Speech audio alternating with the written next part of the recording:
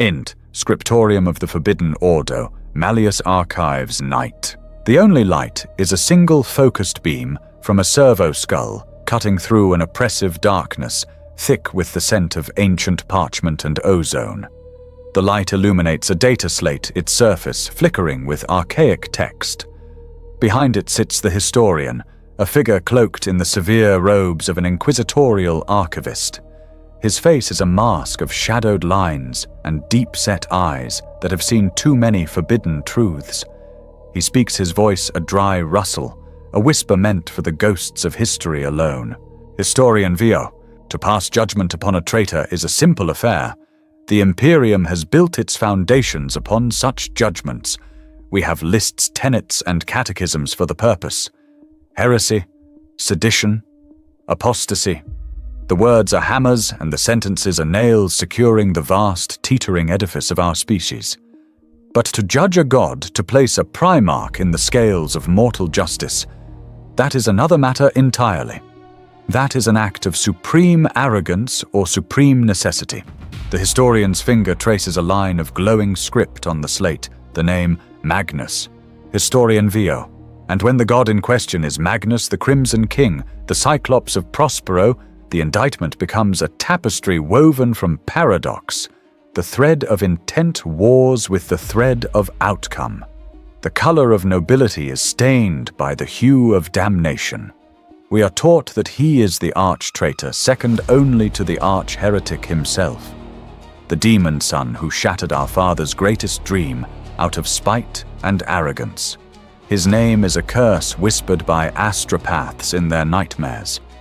His legion, the Thousand Sons, are specters of dust and sorcery, a testament to the price of forbidden knowledge.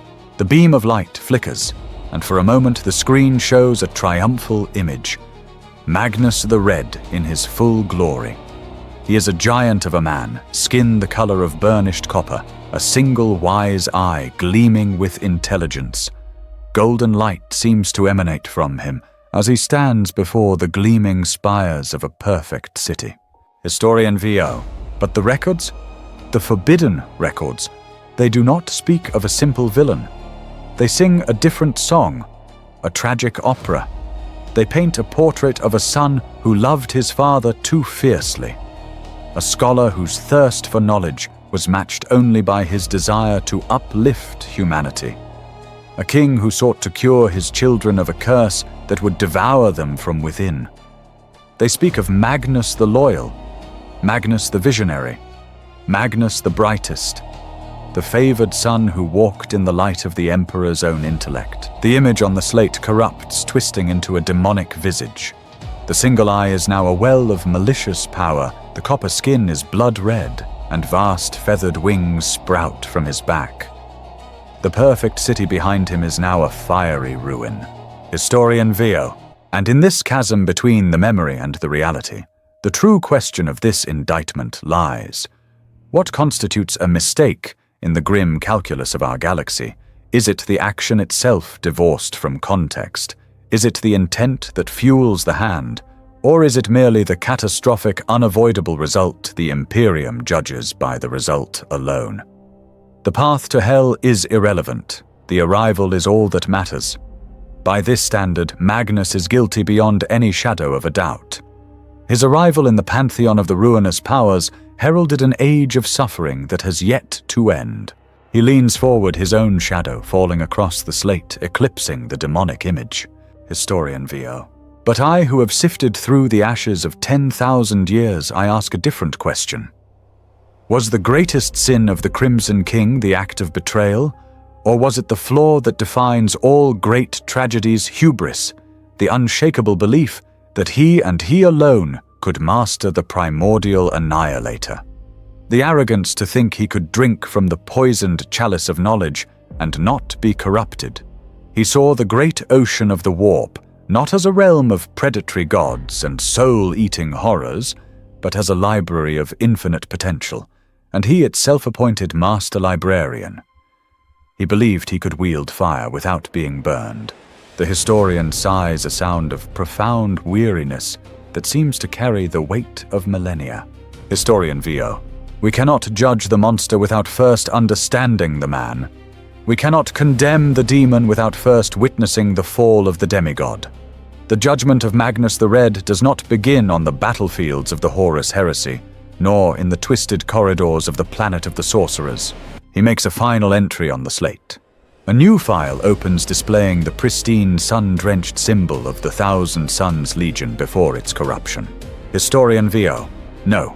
To truly understand the nature of his guilt, we must reverse the stream of time. We must journey back to the light before the shadows grew so long. We must go to Prospero, the jewel of a forgotten age, and listen to the opening notes of this tragic symphony.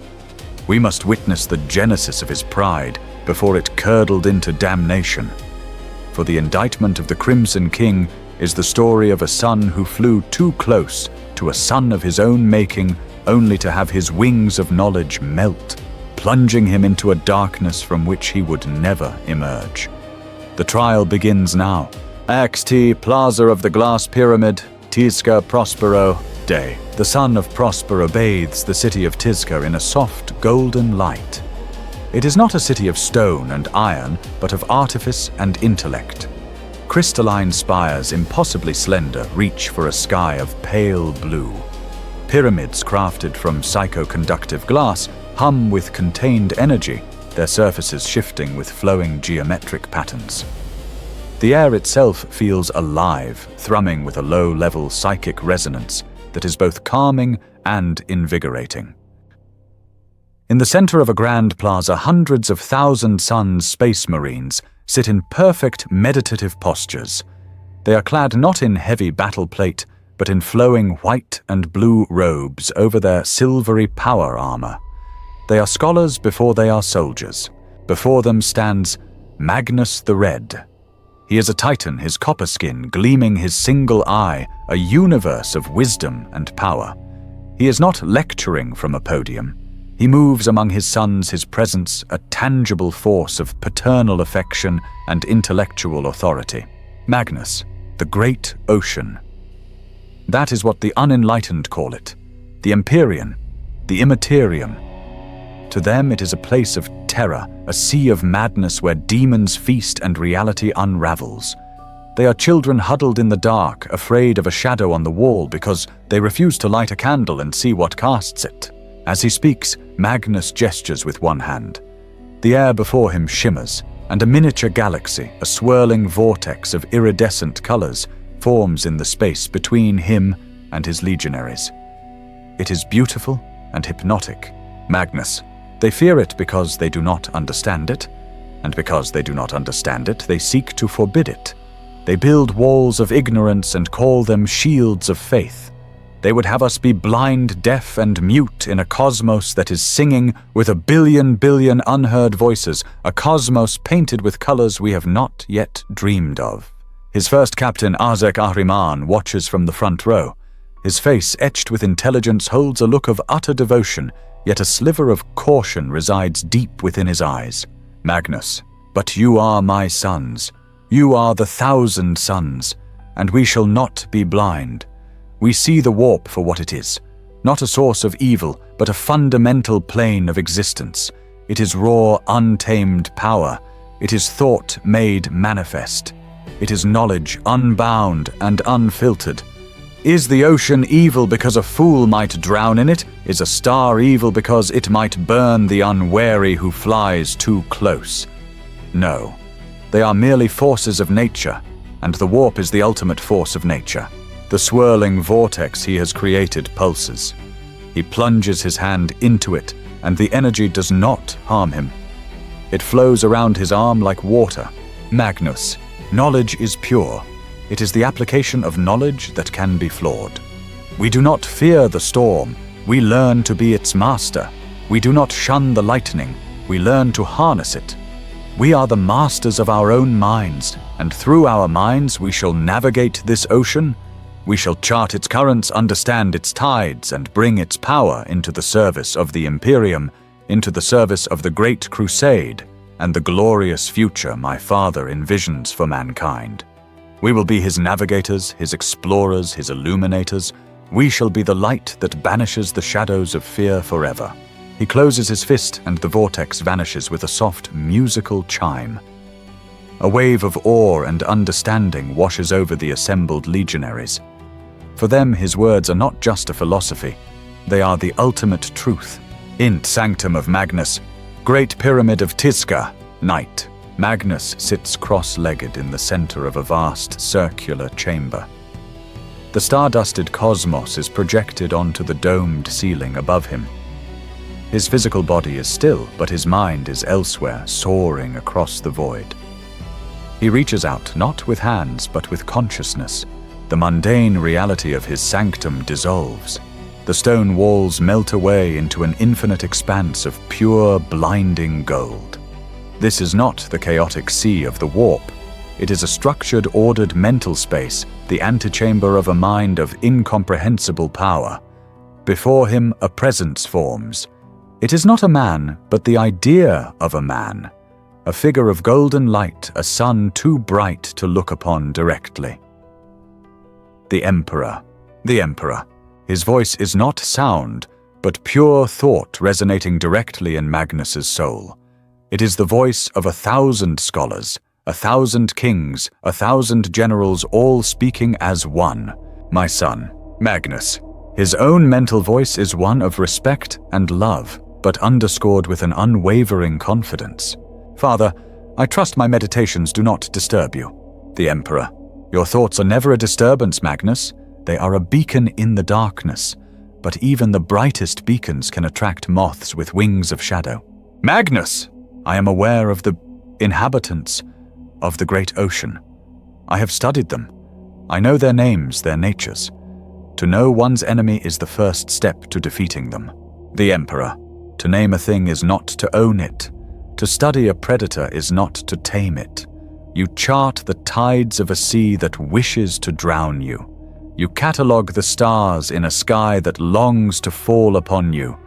Your thirst for knowledge is your greatest strength, but it is also a fire that could consume you and all that you hope to protect. A hint of frustration enters Magnus's thoughts, the familiar cryptic nature of his father's warnings. Magnus, then guide me. Tell me what you know. Give me the full measure of the truth, and I will be armed against it.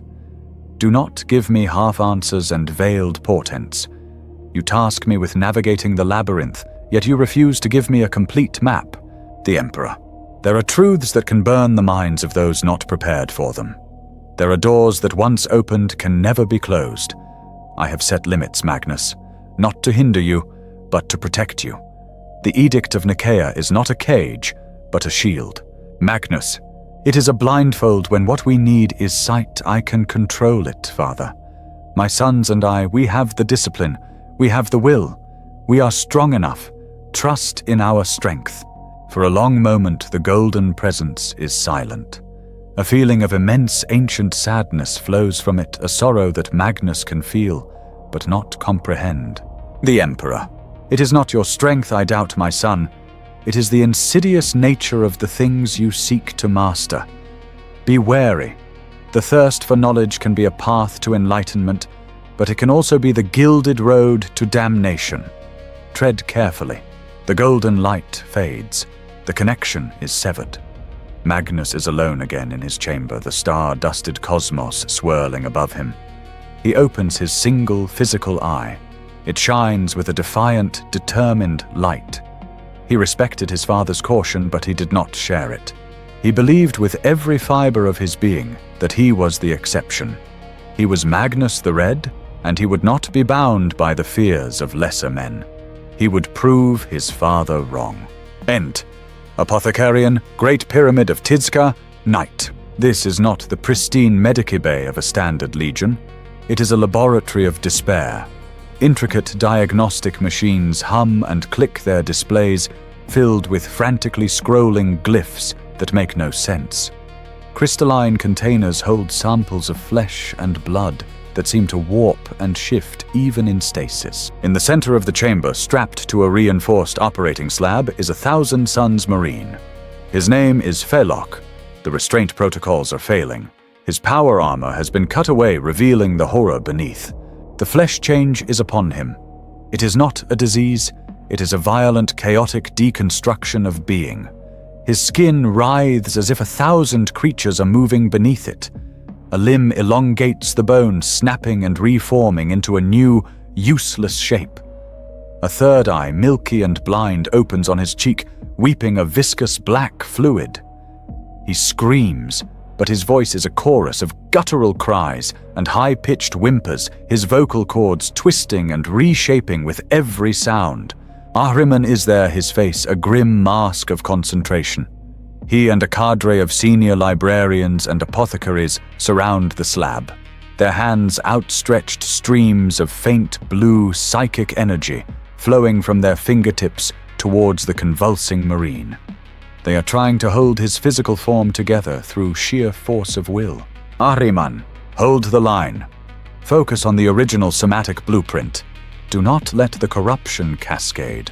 Apothecary, wiping sweat and ichor from his brow. It is useless, First Captain. The genetic code is rewriting itself faster than our cogitators can track. It is not decay.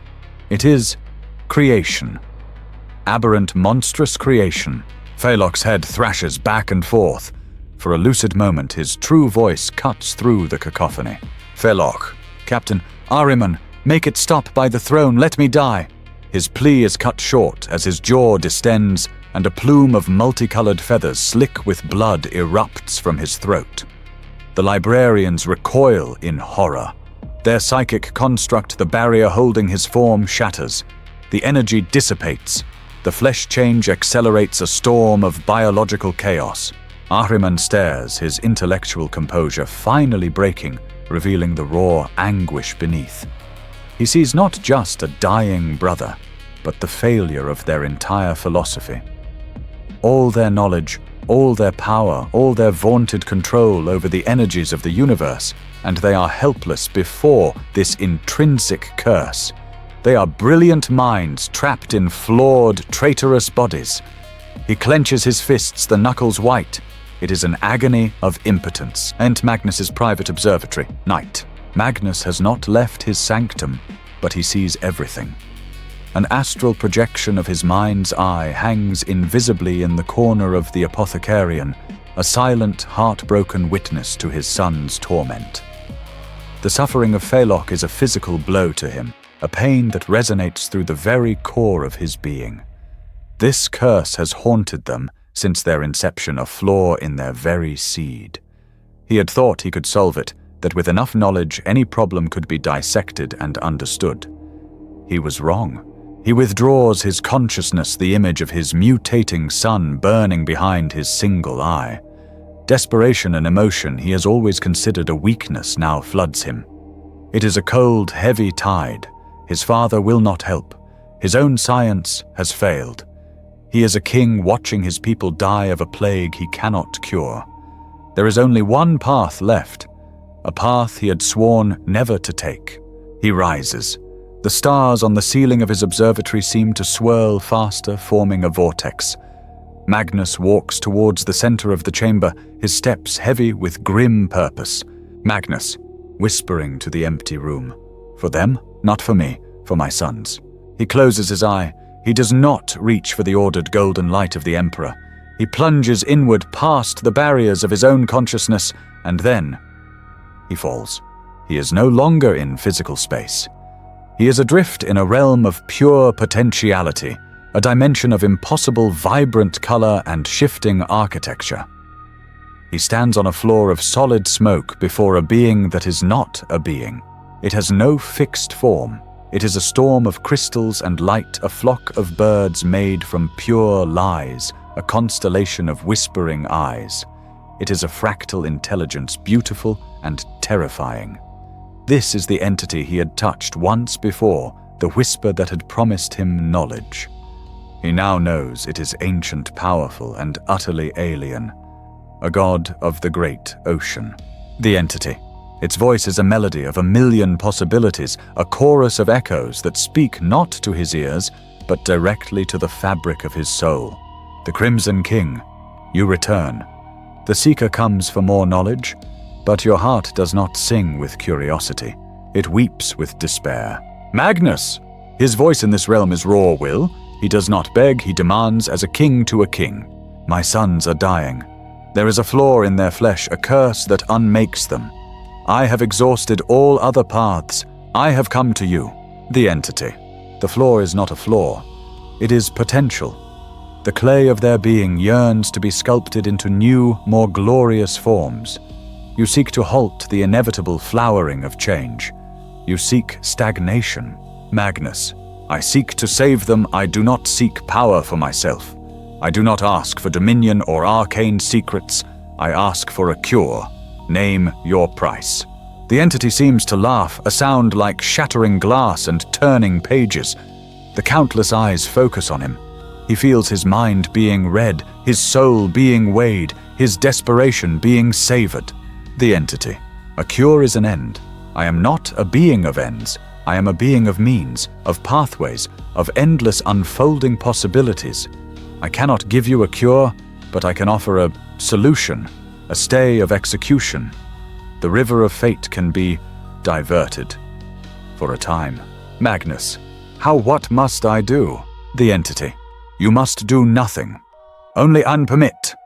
You have built a dam of will and intellect against the inevitable tide. Simply allow a single small crack in that dam. Allow my influence to seep through. I will rearrange the equation.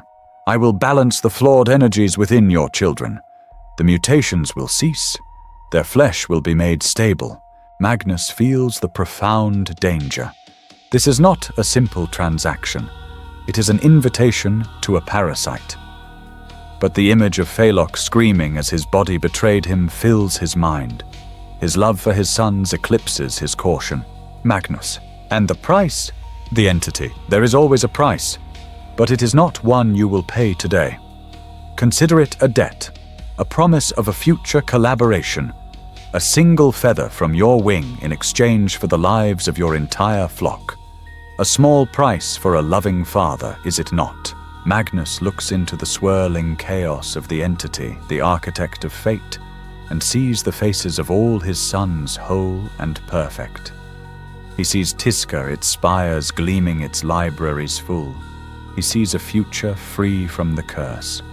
It is all he has ever wanted. Magnus, do it! A wave of incandescent power, purple and blue and gold, washes over him. It feels like ice and fire. It feels like every secret of the universe being whispered into his soul at once.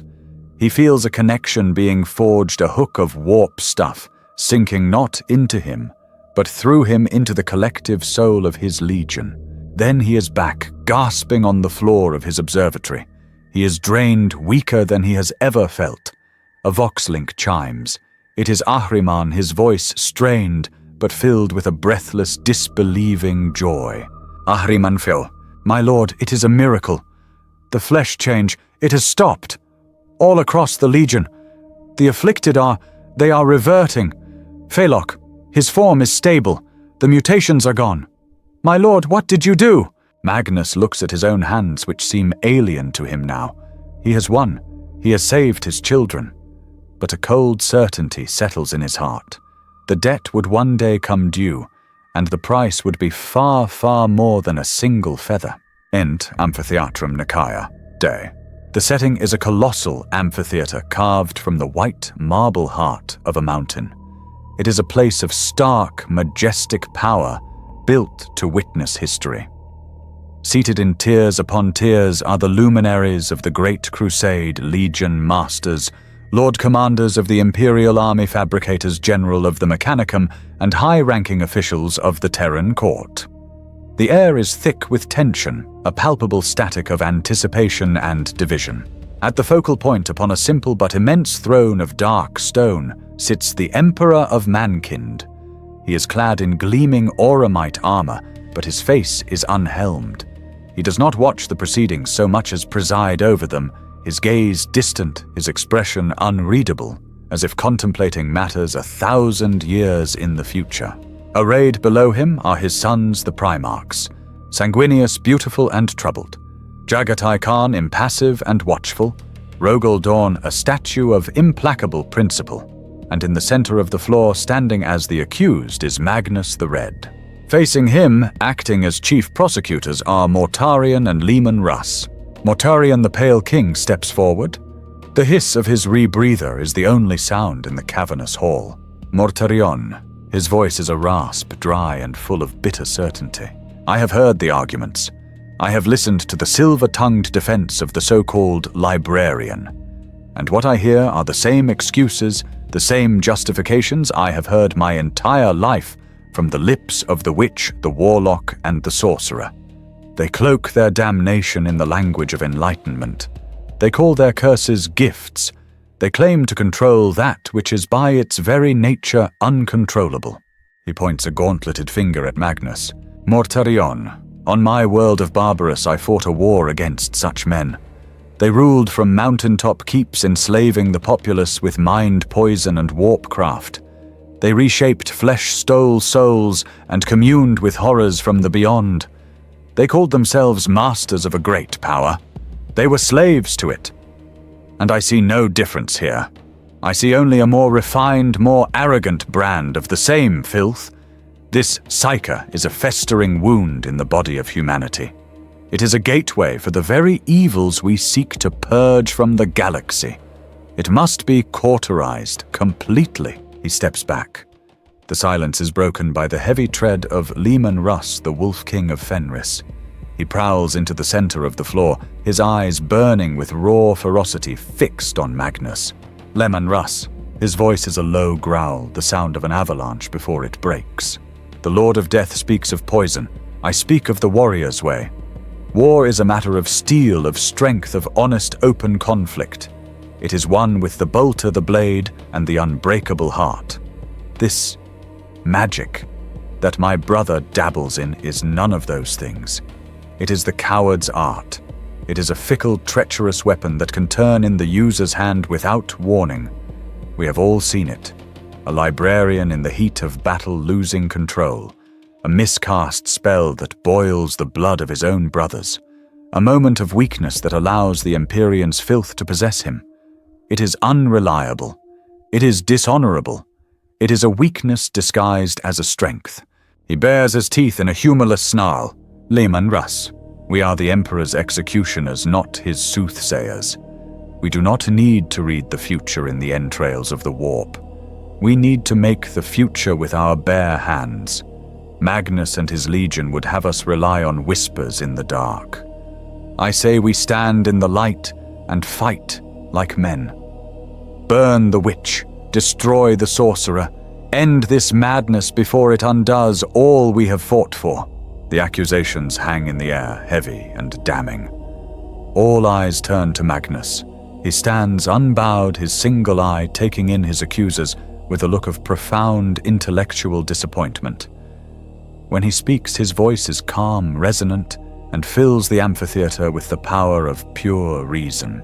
Magnus, my brothers speak from a place of fear. Mortarion fears the return of the tyrants of his youth. Russ fears a weapon he cannot understand and therefore cannot trust. Their fears are born of ignorance, and they seek to make that ignorance the law of the Imperium. He looks towards Mortarion. Magnus, you mistake the surgeon's scalpel for the murderer's knife because both are sharp, and you lack the wisdom to see the difference in their application. You see a force and call it evil because you have only ever seen it used for evil ends. My librarians are not the warlocks of Barbarous. They are scholars, scientists, and disciplined soldiers of the mind trained to wield this fundamental universal energy with precision and control. Then he turns his gaze to Russ. Magnus, and you, brother. You speak of the warrior's way, yet you would willingly discard our sharpest weapon. You would send a legionary to war without his bolter, tell him to fight a tank with his bare hands. The great ocean is real. Its power is real. To ignore it, to forbid its study, is to turn our backs on a strategic reality of the cosmos. It is an act of tactical suicide. You speak of honor, but is it honorable to fight blind and deaf when we have the means to see and hear?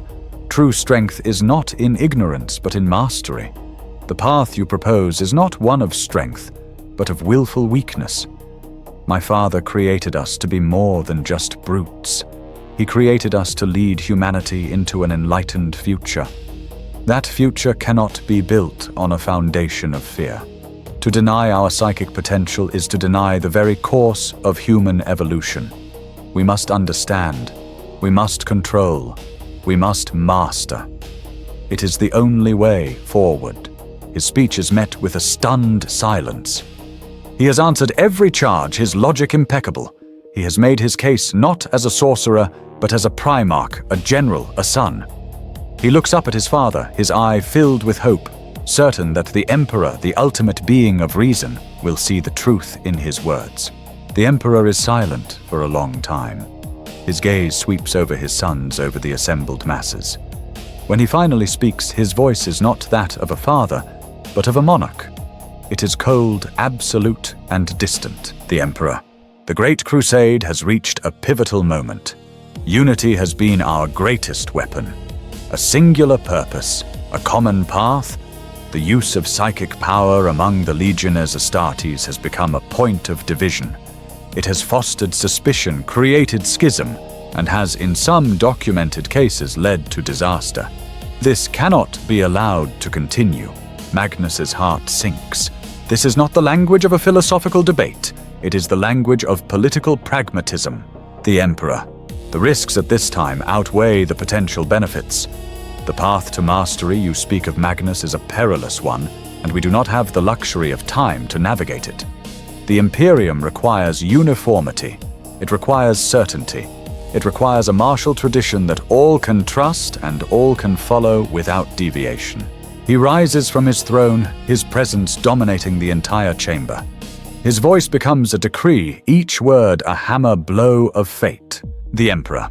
Therefore I have made my judgment. The projects known as the Librarius are to be disbanded immediately. All legions will cease the training of psychers within their ranks. The use of psychic abilities in any form is henceforth forbidden to the Legiones Astartes.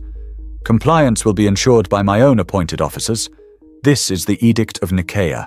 This is my will. Let there be no more debate. The words echo into a shocked silence. It is an utter repudiation of everything Magnus and his 1,000 sons stand for. It is not just a command. It is a judgment on their very nature, a declaration that their way of life, their core philosophy, is anathema. Magnus stands frozen. The hope in his eye dies, replaced by a storm of emotions, shock, humiliation, and a deep, cold, burning anger. He feels betrayed, not by a lack of love, but by a lack of understanding, a lack of trust. His father has listened to the arguments of brutes and fearful men over the reasoned counsel of his most intellectually gifted son. Slowly, deliberately, Magnus the Red lowers his head and performs a single perfect bow towards the throne. It is a gesture of flawless fealty, yet it is utterly empty, a hollow mockery of the loyalty that once filled his heart. Then without another word he turns. He walks away from the center of the floor, his red cloak sweeping behind him. His footsteps are the only sound in the vast amphitheater. He does not look back. He walks out of the hall, out of the light, and into the shadow of his father's judgment, a silence more profound and more damning than any curse. Ante sanctum sanctorum, Great Pyramid of Titska, night. Time has passed since the Council of Nicaea. A palpable melancholy has settled over Prospero. The vibrant hum of psychic energy that once filled the air has been replaced by a strained, disciplined silence. The 1,000 sons, once masters of the arcane, are now forced into a state of intellectual dormancy, and it is a pain more grievous to them than any physical wound. Magnus sits upon a simple stone dais in the center of his sanctum. He is a king in exile on his own throne. The edict of his father was a chain, and it chafes his soul raw. He has tried to obey. He has ordered his sons to quell their minds, to turn away from the great ocean, to let their sharpest senses atrophy. But for him, it is like asking a man not to breathe. His mind, by its very nature, is a vessel for the currents of the Imperium. In the quiet of his meditation, he lets his senses drift. He tells himself it is not a transgression. He is not using his power. He is merely observing, listening to the silent tides of the galaxy. But the tides have grown dark and turbulent. His mind slips from passive observation into a state of involuntary trance, a prophetic dream. The polished floor of his sanctum melts away. He is floating in a void surrounded by disconnected images, sharp as broken glass. He sees Horus, not the glorious war master in his sea-wolf cloak, but Horus pale and sweating on a slab of obsidian, a festering wound on his side. He sees the serpent and skull icon of a warrior lodge glowing with a malevolent green light. He sees the face of Erebus, first chaplain of the Word-Bearers, his features a mask of false piety, whispering poison into the War Master's ear. He sees the eagle on Horus's pauldron weep tears of black oil. He sees a vast, formless shadow with clawed hands reach out and lovingly embrace his brother's heart, and Horus does not resist. He welcomes it. The final image is the most chilling. He sees the Eye of Terror, the symbol of his father's Imperium, but it is broken, shattered, a weeping wound in the sky. Magnus's eyes snap open. He is back in his sanctum, a cold sweat on his brow. The visions were disjointed, symbolic, the stuff of nightmares. But they were not random. They were echoes of a truth too terrible to contemplate. It was a warning, a premonition of a cancer growing in the heart of the Imperium. But he needed certainty. He needed to know. He rises from his dais, the enforced lethargy of the past months burned away by a new, terrible urgency. He walks to the far wall of his sanctum. With a gesture, a section of the wall slides away, revealing a chamber that has remained sealed since the edict. This is his oracular, a place of deep scrying filled with instruments that channel and focus the maddening energies of the warp. To enter it is a flagrant act of defiance. He does not hesitate. Into oracular chamber, continuous. The chamber is circular, its walls inscribed with psychoconductive runes that glow with a faint, dangerous light. In the center is a pool of black, quicksilver-like liquid, a scrying well. Magnus stands before it, his face grim. This will require more than passive listening. This will require a deliberate, focused shattering of his father's command. Magnus, to himself a grim justification. The price of disobedience is nothing compared to the price of ignorance. He gathers his power, not the gentle scholarly energies he used to teach his sons, but a raw, focused concentration of will. He becomes a psychic spear, a piercing thought form aimed across the immeasurable gulfs of space. His target, the War Master's flagship, the vengeful spirit. His consciousness screams through the warp. He feels the push and pull of its denizens, but he brushes them aside. He sees the ship a predator of adamantium and steel, but he is not looking at its physical form. He is looking at its soul and the soul of the man who commands it. He feels the vessel's psychic shields powerful, but designed to keep demons out, not a Primarch. He smashes through them with a surge of will, and then he is there, in the mind, in the very soul of Horus Lupercal. It is not the clean, ordered mind of a Primarch. It is a corrupted throne room. Horus sits on a throne of broken promises, and whispering in the shadows around him are vast, ancient intelligences, a lord of rot and despair, a prince of excess and sensation, a god of blood and skulls, and a shimmering, ever-changing trickster who seems to turn its myriad of eyes towards Magnus and offer a knowing, mocking smile. Magnus sees the deal that was struck. He sees the ambition that was stoked into a fire of resentment. He sees his brother's love for their father twisted into a narrative of tyranny and neglect. He sees the noble spirit of Horus Lupercal being hollowed out and worn as a mask by the unspeakable powers of the warp. The corruption is absolute. In that moment of perfect, horrific clarity, Magnus sees his brother's plan. A vision strikes him sharp and undeniable. Horus standing before a galactic map. Fleet markers representing hundreds of thousands of Astartes turning. Their destination is not the edge of the galaxy. It is not the worlds of Xenos or the lost colonies of man. Their destination is Terra. The psychic shockwave of the revelation throws Magnus's consciousness back across the void. He slams back into his physical body, stumbling away from the scrying pool with a choked cry of horror. He falls to his knees, his single eye wide with a terror that eclipses all other thoughts. It was true. All of it.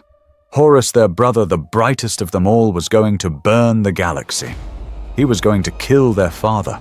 The Edict of Nicaea is now less than dust. The humiliation, the anger, the resentment, all of it is gone, replaced by a singular, ice-cold purpose.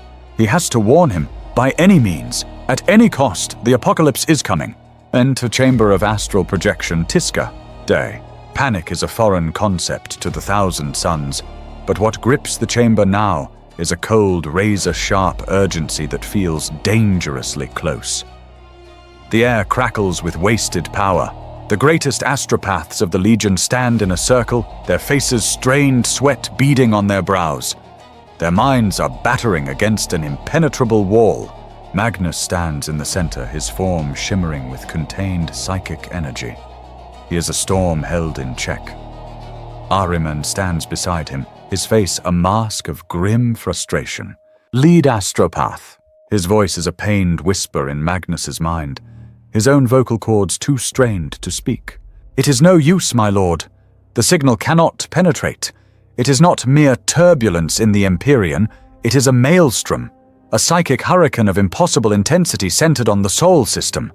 Every channel is choked with a screaming static. It feels deliberate, malignant. Magnus, his own mental voice is a thunderclap. Again, concentrate all your power into a single focused thought lance.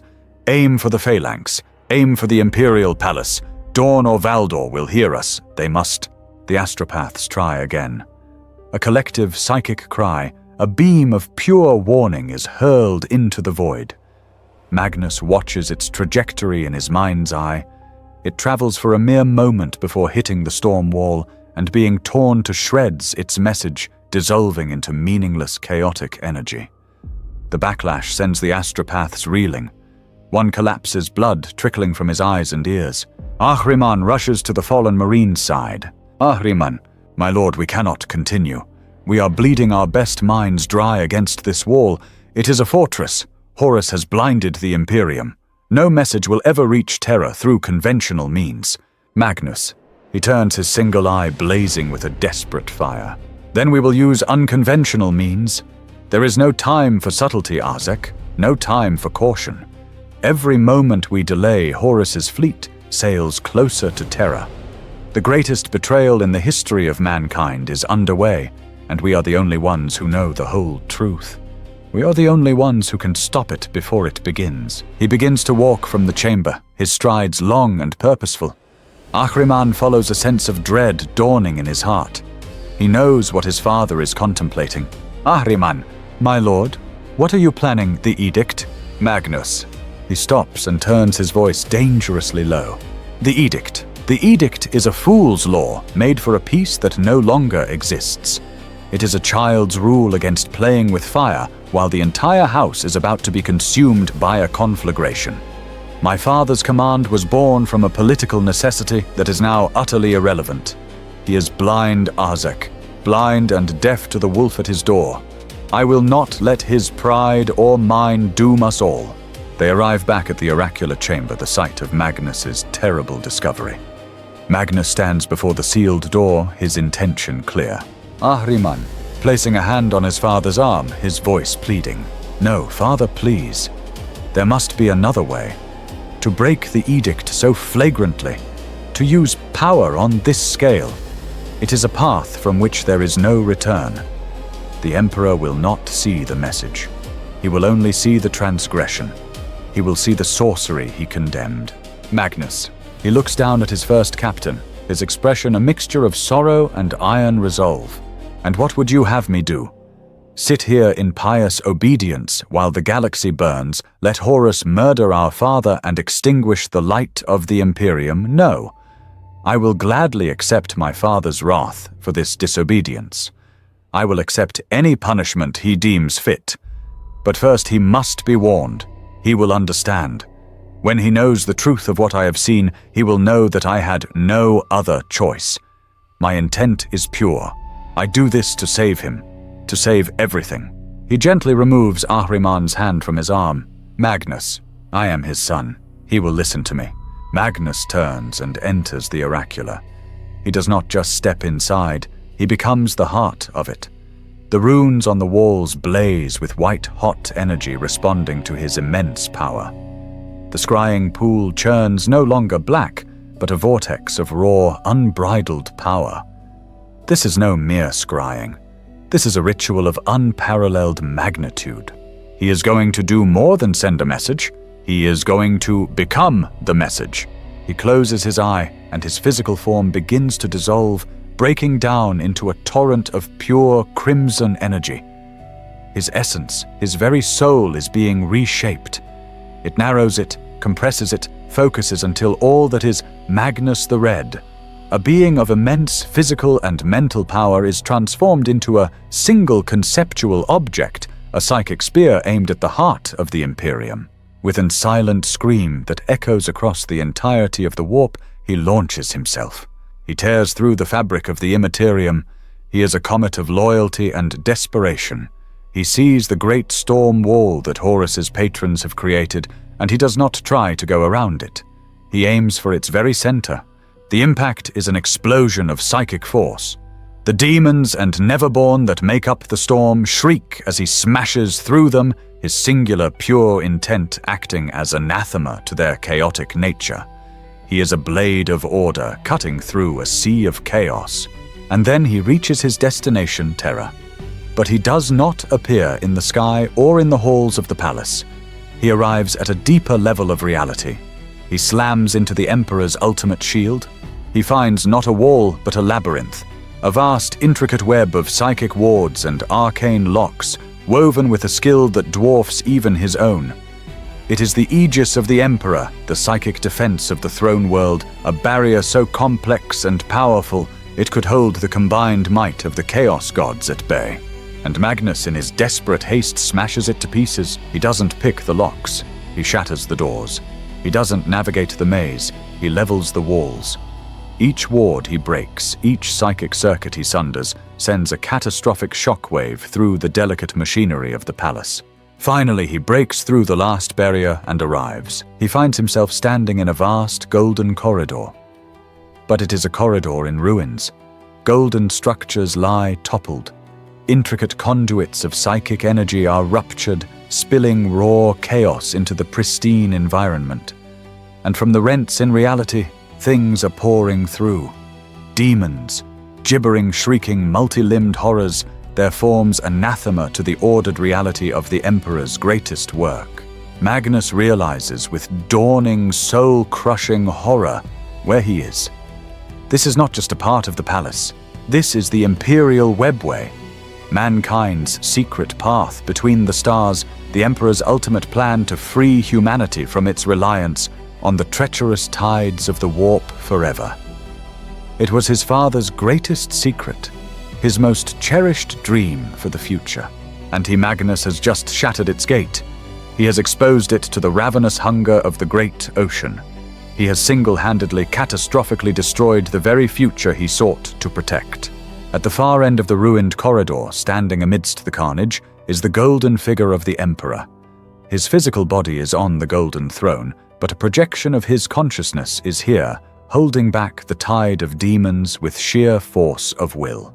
Magnus's psychic form coalesces, his message bursting from him in a torrent of horrified thought.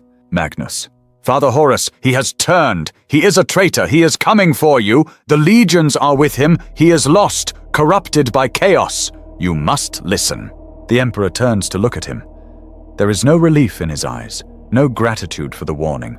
There is only a look of cold, bottomless fury, and beneath it an ocean of pain and loss so profound it strikes Magnus with the force of a physical blow.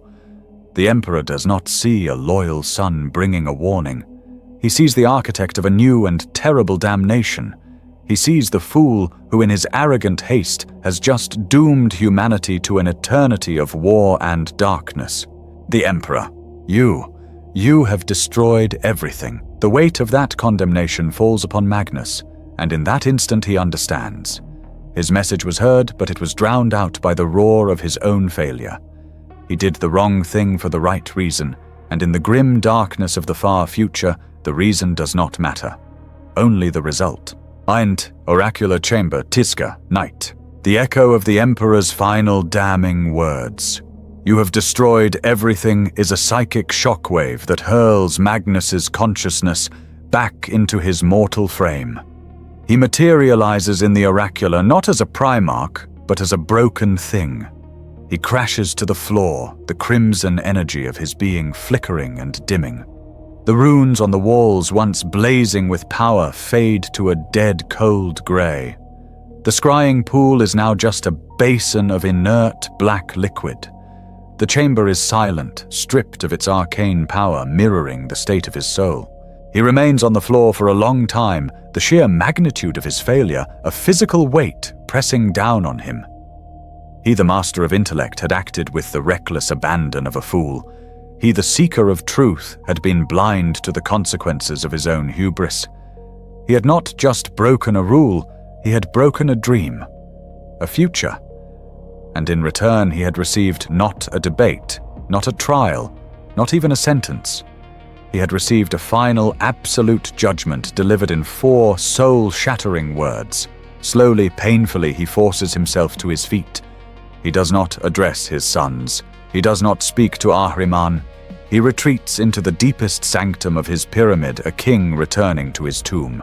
Eint, sanctum of Magnus. Days later, Magnus sits motionless on his stone dais. He is not moved in what feels like an eternity. His single eye is open, but it does not see the chamber around him. It is fixed on the swirling star map projected on the ceiling, focused on a single distant point of light terror. He is waiting. Every fiber of his being is attuned to the void, listening. He waits for an astropathic summons, for the appearance of a Custodes vessel in orbit, for a flicker of his father's consciousness to brush against his own. He waits for the wrath, the fury, the demand for his surrender. He waits for the punishment he knows he deserves. He even waits for a final whispered word of forgiveness, a fool's hope that flickers in the deepest part of his heart. But all he receives is silence, a profound galactic silence. The storm Horus created still rages, but Magnus knows that is no excuse. A message from the Emperor could pierce any storm. This silence is not an absence of signal. It is the signal. It is a deliberate act. The turning of a father's back. The silence of a creator who has looked upon his creation and found it wanting beyond all measure. It is the silence of abandonment. With each passing day, this truth settles deeper into his bones, a cold more piercing than the vacuum of space. He has not just been judged, he has been erased, cast out. His father has left him here on this silent planet to contemplate the ruin he has wrought. IXT Plaza of the Glass Pyramid Titska, Day. The despair of a Primarch is a psychic poison, and it seeps from the pyramid, spreading through the beautiful city of Tizca like an invisible plague. The 1,000 sons, psychically bonded to their gene sire, feel his agony as their own. The golden light of Prospero seems to have lost its warmth. The crystalline spires that once sang with energy now seem to hum a mournful dirge. The legionaries move through their duties with a listless, hollowed-out purpose. They are adrift, their anchor, their brilliant father shattered. Ahriman stands in the plaza looking up at the peak of Magnus's pyramid. He has tried to reach his lord to offer counsel or comfort, but the psychic space around the sanctum is a wall of impenetrable grief. He turns his attention to his brothers in the plaza. He sees one, then another stumble. A captain of the 4th Fellowship Phosis. Takar clutches his gauntlet, a look of horror on his face. Beneath the ceramite, his flesh is beginning to flow and writhe. Panic, cold, and familiar begins to spread. In a Medici station, a legionary screams as his spine twists and reshapes itself. In the scriptoriums, scholars drop their styluses as their hands begin to melt and merge with the parchments. The flesh change has returned.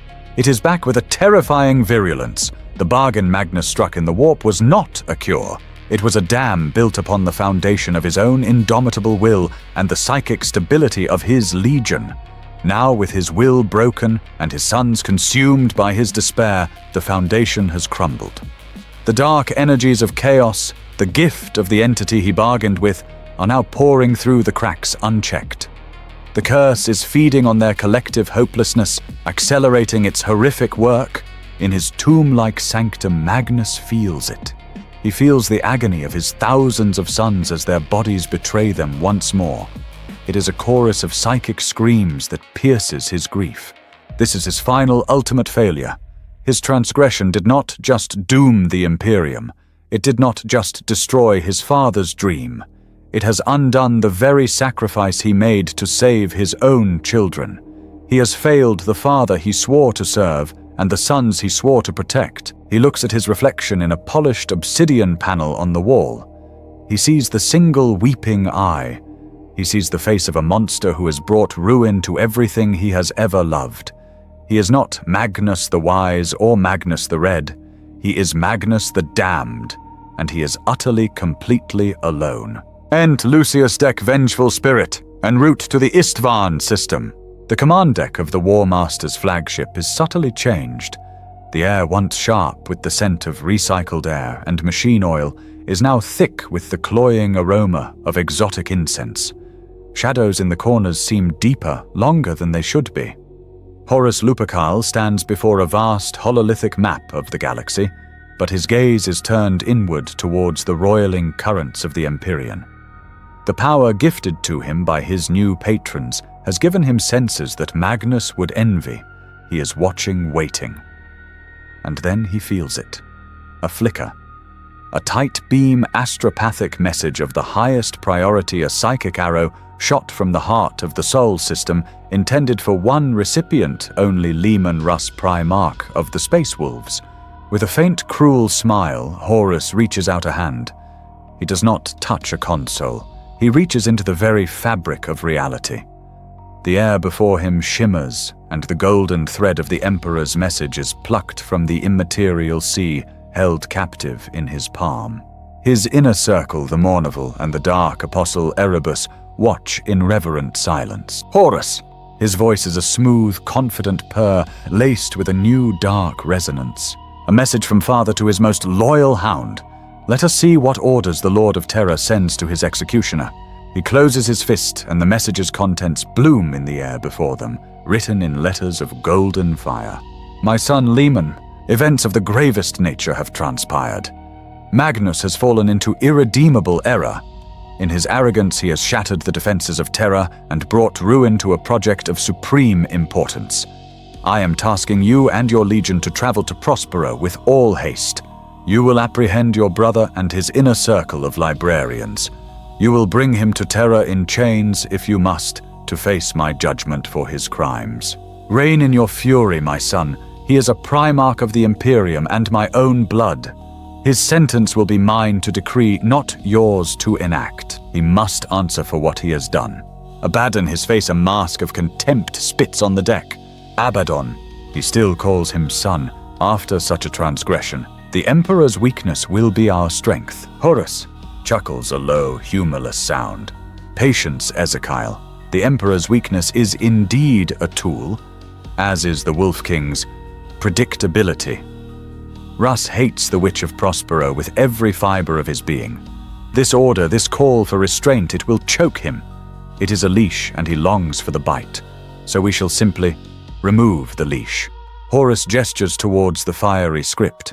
The words begin to warp and change the Emperor's careful commands, melting away, reformed by the dark power flowing through the War Master. The message rewrites itself under his guidance, the intent twisting from arrest to annihilation. The new message is blunt, brutal, and perfectly tailored to its recipient. My son Leman. Magnus has committed the ultimate heresy. In his arrogance, he has turned to the darkest powers and has brought ruin to Terra. I am tasking you and your legion to travel to Prospero with all haste. You will execute judgment upon the traitors, destroy Magnus and his foul legion without hesitation. Let the world of the sorcerers burn. There will be no trial but the one you deliver. He is my son no more. Purge this filth from my galaxy." Horus looks at his work, a masterpiece of manipulation.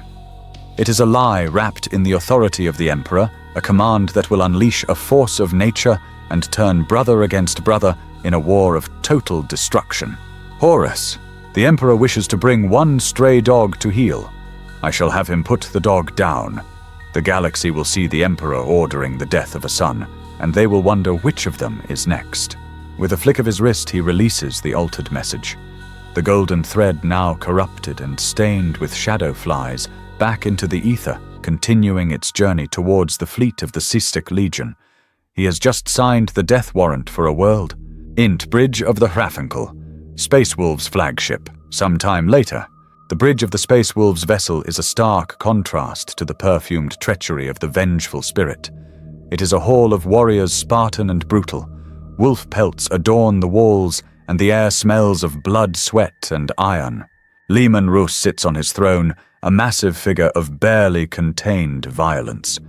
He is sharpening a frost axe the size of a mortal man, the screech of whetstone on adamantium grating on the nerves. An astropath, his face pale and trembling, approaches the throne, clutching a data slate. "Astropath, my lord, a message from the Golden Throne itself, encrypted at the highest level." Russ stops his work, snatching the slate from the Psyker's hand. He reads the words, his knuckles turning white. His eyes, initially narrowed in concentration, widen into predatory glee. A slow, savage grin spreads across his face. It is a look of utter, brutal vindication. Everything he ever felt, every suspicion, every ounce of hatred he held for the arrogant, sorcerous Crimson King has just been validated and sanctified by the highest authority. He rises from his throne, the data slate crushed in his fist. He turns to his wolf lords, his jarls who have gathered around him. Leman Russ. His voice is a roar that shakes the very deck plates. The Allfather has passed sentence. He holds up the crushed slate. Leman Russ. The Witch of Prospero has shown his true colors. He is a traitor, a heretic who has brought his foul magic to the steps of the Imperial Palace. The time for words is over. The time for judgment is upon us. A deafening howl of approval erupts from the assembled warriors. Leman Russ. Our orders are simple. We are to bring the Allfather's justice to the planet of the sorcerers. We will burn their silver towers. We will shatter their libraries of lies. We will purge every last one of them from existence. We are the Emperor's executioners, and I will have the Cyclops' head for my throne. He raises his frost axe high. Leman Russ. To Prospero for Russ and the Allfather. The bridge explodes into a cacophony of war cries. Alarms blare across the ship, then across the entire fleet. Engines roar to life. The vast armada of the Vice Legion, a fleet built for extermination, changes course. A wave of grey iron and snarling wolf heads filled with manipulated righteous fury turns its prows toward a single unsuspecting world. The Emperor's attack dog has been unleashed, not to retrieve, but to destroy. Int Sanctum of Magnus Day. Magnus sits in his sanctum, a statue of grief. The psychic screams of his sons writhing in the grip of the flesh change are a constant agonizing chorus in his mind. He does not try to stop it. He does not try to fight.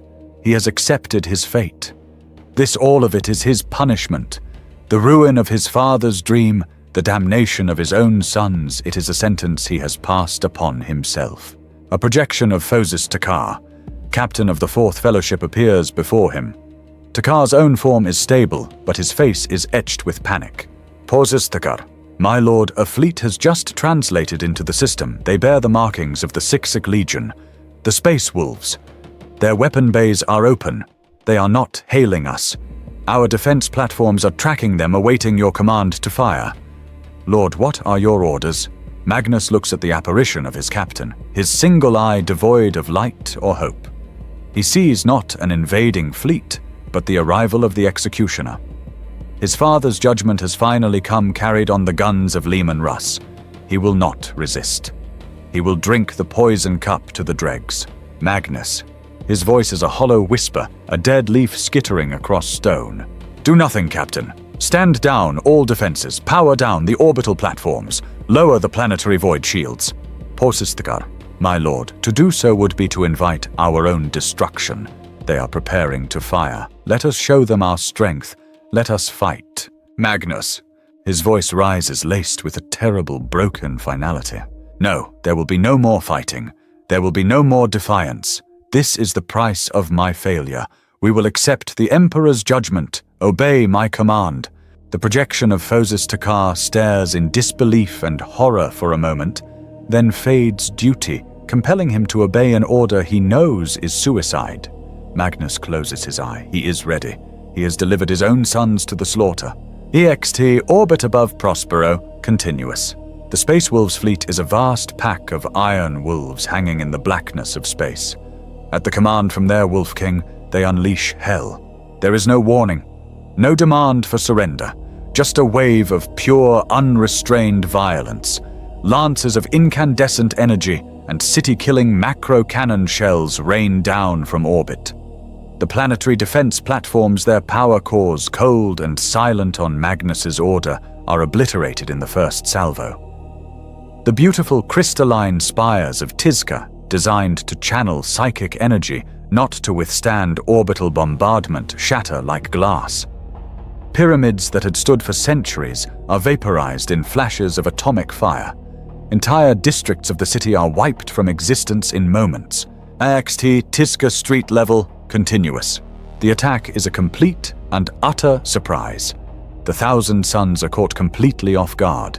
They are scholars, not garrison soldiers. Many are in their libraries or meditation chambers when the sky falls. An explosion engulfs a plaza where legionaries are practicing their katas, turning them to ash. A lance strike hits the great library, the heart of Prospero's knowledge, and millennia of priceless, irreplaceable texts are turned to burning confetti. Ahriman, rallying what forces he can, stares up at the burning sky in horrified disbelief. Ahriman, screaming into his vox. To arms! To arms! They are killing us. Defend the city. Where are the shields? Why aren't the guns firing? The answer dawns on him cold and terrible. This was not a failure of their systems. This was the will of their father. Drop pods painted in the slate grey of the wolves scream down through the smoke-choked atmosphere, impacting the ground like meteorites. From them pour wave after wave of savage howling, space wolves, their chainswords, and bolters already roaring. The massacre has begun. The scholars of Prospero are being put to the sword by the executioners of Fenris. Inti Sanctum of Magnus, continuous. Magnus feels every death. Every son cut down, every book burned, every beautiful building turned to rubble. It is the punishment he thought he wanted, but the reality of it is 1,000 times more horrific than he could have imagined. This is not justice. This is extermination. He feels the psychic death scream of a librarian he had personally mentored, cut in half by a Fenrisian axe. He feels the terror of a neophyte, barely a man being torn apart by a pack of howling warriors. And then he feels it. A lance of pure energy strikes the Grand Library, collapsing its central dome. He feels the destruction of the knowledge within, not as a loss of data, but as the death of 1,000 living souls. The collective wisdom of 100 worlds gone in an instant. Something inside him breaks. The cold, listless shell of his depression shatters, and from the ruins erupts the white-hot, incandescent rage of a Primarch. His single eye snaps open, and it is no longer the eye of a weeping scholar. It is the burning eye of a vengeful god. Magnus. His voice is no longer a whisper, but a roar that shakes the pyramid to its foundations. Enough! X to the ruins of Tizca, continuous. Magnus the Red appears in the center of the burning city. He does not teleport in a shimmer of light. He simply is. One moment he is in his sanctum, the next he is standing amidst the slaughter, his full, towering height, radiating a terrifying, world-breaking power. The air around him crackles and burns. He looks at his burning libraries, his slaughtered sons, and the savage wolves rampaging through the ruins. The time for penance is over.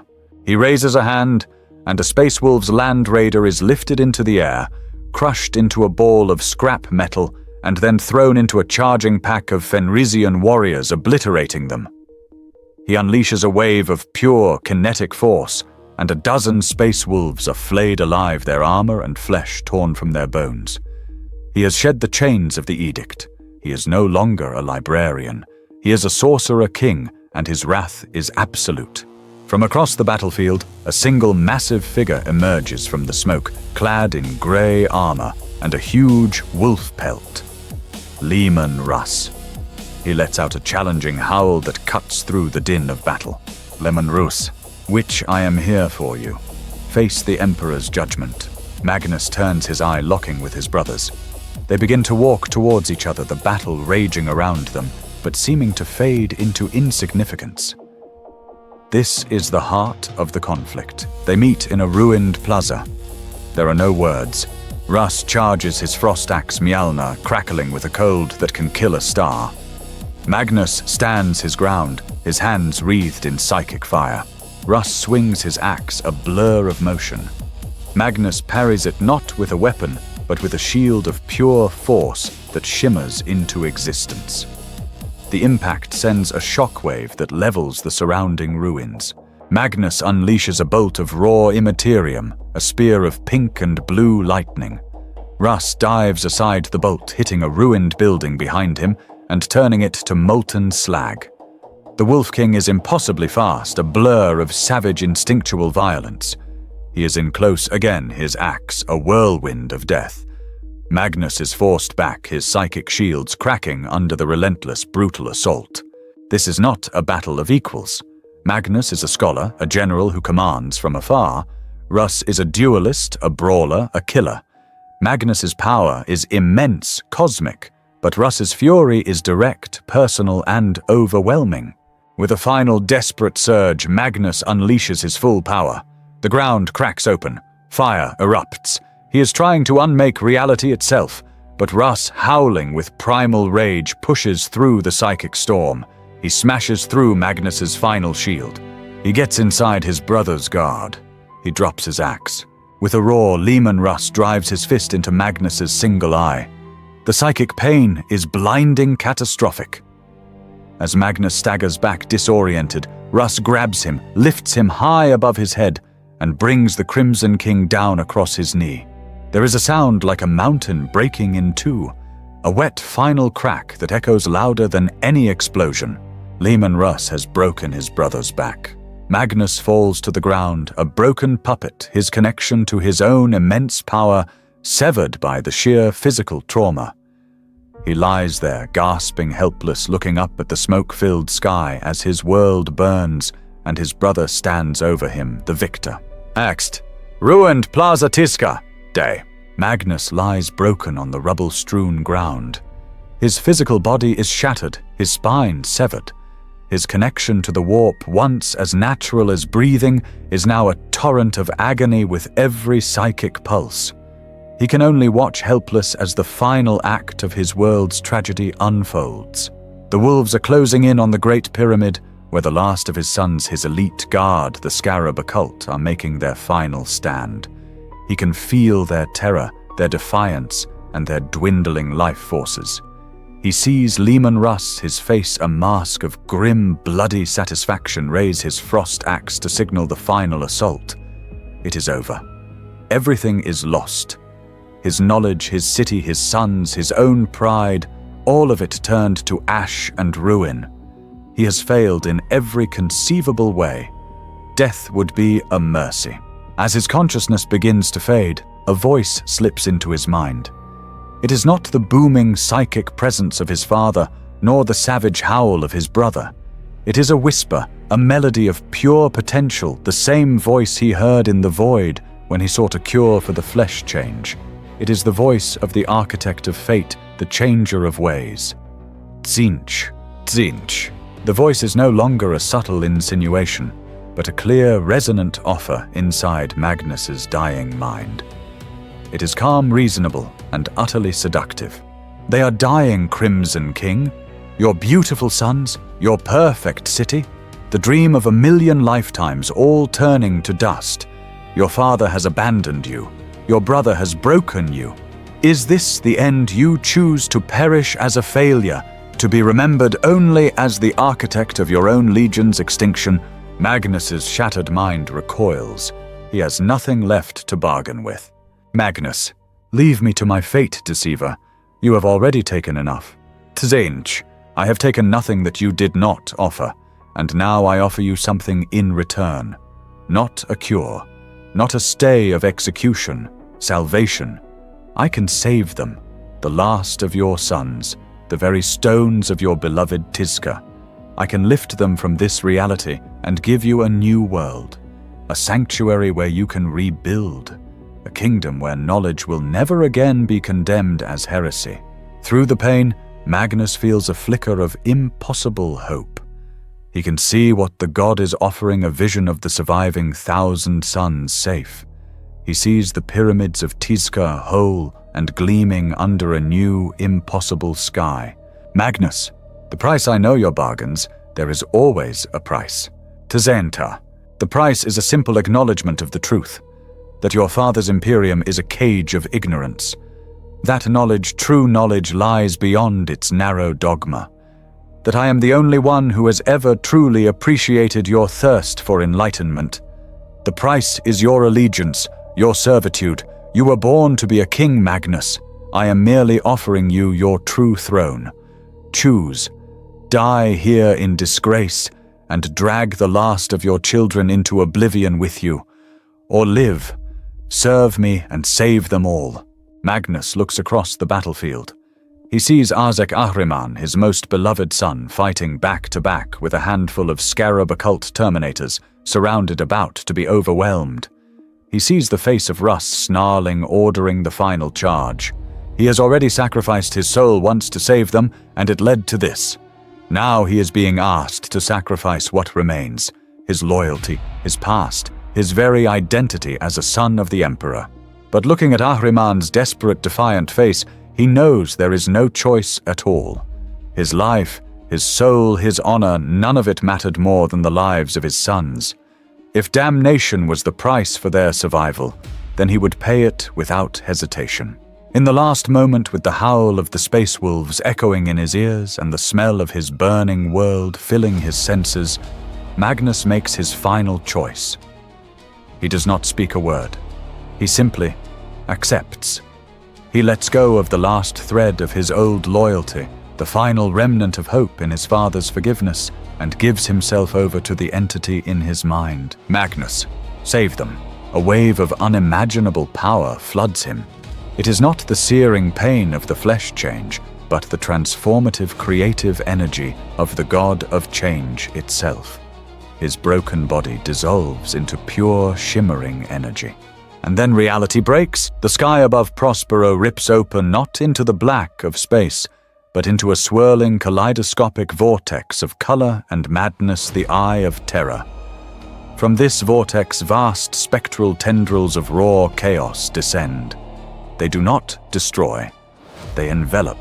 Leman Russ and his wolves stop in their tracks, staring in stunned disbelief. The very ground beneath their feet is vanishing. The great pyramid of Magnus, along with a vast circular section of the city of Tizca, and all the surviving 1,000 suns within it, is lifted from the planet's surface. It rises into the air, a chunk of reality cut from its foundations, and is drawn up into the swirling portal. The last thing the Space Wolves see before the portal seals is the form of Magnus the Red, no longer broken, but reforming within the vortex. He is now a being of immense size, a creature of flesh and pure energy, with vast feathered wings and a single eye that burns with the triumphant, malevolent light of a new god. He has saved his sons, but the price was everything. The city, the pyramid, and the last of the 1,000 suns vanish into the Eye of Terror. The portal snaps shut, leaving the 6th Legion standing in the ruins of a dead world, their vengeance stolen from them at the very moment of its consummation. Magnus and his legion are gone, transported to a new home, a new prison, a new hell. They have been saved, but they are now truly and eternally damned. Int, a realm of pure chaos, timeless. The journey through the warp is not a journey at all. It is an unbeing. For the surviving 1,000 suns trapped within the stolen bubble of their city, it is an eternity of madness. They are adrift in a sea of pure chaos, where time, space, and reason have no meaning. The flesh change, no longer held back by the laws of reality, rages through their ranks like a wildfire, turning heroes into shrieking monstrosities of raw, mutating flesh. And then, as suddenly as it began, it ends. Their chunk of Prospero does not land. It collides with a new reality. It slams into the surface of a world already steeped in magic, a demon world deep within the eye of terror. The sky above is not black with stars, but is a constant swirling aurora of purple, pink, and blue energy. Mountains made of frozen screams jut from a landscape of shifting crystal sand. The very air is thick with raw power. This is Sortiarius, the planet of the sorcerers. In the epicenter of this new, impossible kingdom, the formless, bodiless energy that is Magnus the Red begins to coalesce. The promise of the Chaos God is now fulfilled. His apotheosis begins. It is an agony beyond all mortal comprehension, but also an ecstasy. The last vestiges of his human form are burned away in a torrent of warp fire. His shattered spine is not healed, but reforged into a column of shimmering, impossible energy. His skin, once copper, now takes on the deep, bloody crimson of his new title. From his back, tearing through muscle and bone that no longer exist, sprout vast feathered wings, woven from pure magic, each feather a repository of a forbidden secret. His mortal frame is shed like a snake's skin, and he is reborn as a being of the Imperium, a daemon primarch. He is immense, a giant of shimmering flesh and raw power. The physical laws that once bound him are now mere suggestions, toys for him to play with. The pain of his transformation fades, replaced by a feeling of absolute liberation. He is no longer the flawed son of a distant father. He is a power unto himself, a prince of this new, chaotic reality. He looks upon his surviving children. They are terrified, broken, many lost to the final stages of the flesh change. They stare at his new, monstrous form with a mixture of awe and terror. They are on the brink of total annihilation, lost in a literal hell. Magnus raises a hand. His voice is no longer a mere sound, but a psychic decree that reshapes the world around him. Magnus. His voice booms across the landscape, calming the chaotic energies. Be still. The rampant mutations halt. The shrieking legionaries find their forms stabilized, though many are now twisted into new, strange shapes, their armor fused with their flesh, extra limbs, and eyes now a permanent part of their being. The chaos is given a form, an order imposed by his will. Magnus. This is not our end. This is our beginning. The galaxy of my father has cast us out. It condemned our knowledge as heresy. It sought to make us blind. Here in this new kingdom we shall be blind no more.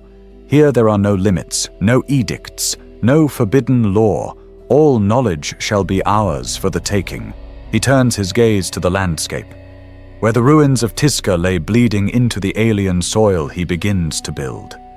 With a gesture, he raises a tower of obsidian and crystal, a structure that twists and curves in ways that defy all geometry. He commands the crystalline sands to form libraries, the rivers of madness to flow in ordered canals. He does not rebuild Prospero. He creates a new, more perfect version, a Titska of the Idi, a city built from dreams and magic. The impossible city. The 1,000 Suns watch as their new world is forged by the will of their ascended father. Hope, twisted and strange, begins to replace their despair. They have lost everything, but they have been given a new purpose. They are no longer soldiers of the Imperium. They are the chosen sons of the Sorcerer King, the first citizens of a new empire of knowledge. Magnus stands atop the highest spire of his new palace, the Tower of the Cyclops. He looks out over the planet of the sorcerers, his kingdom born from the ashes of his greatest failure. He has saved his sons. He has given them a sanctuary. He has unshackled their minds forever.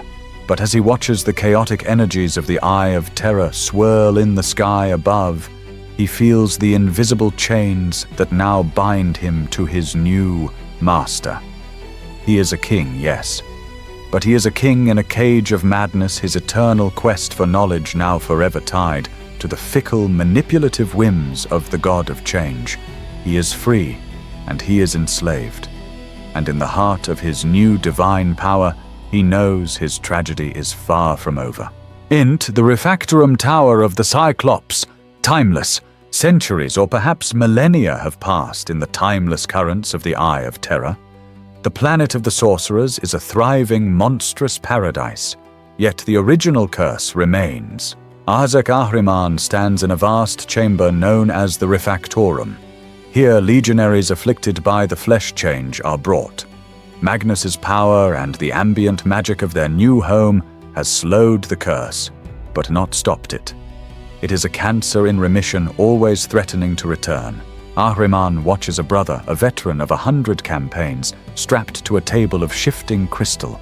His body is slowly, horrifically transmuting into glass. He is still conscious, his screams muffled by the crystal forming in his throat.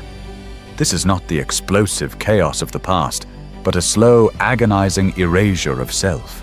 Magnus, in his vast, demonic form, occasionally descends, and with a gesture reverses the worst of the changes, but he seems to accept this state of affairs.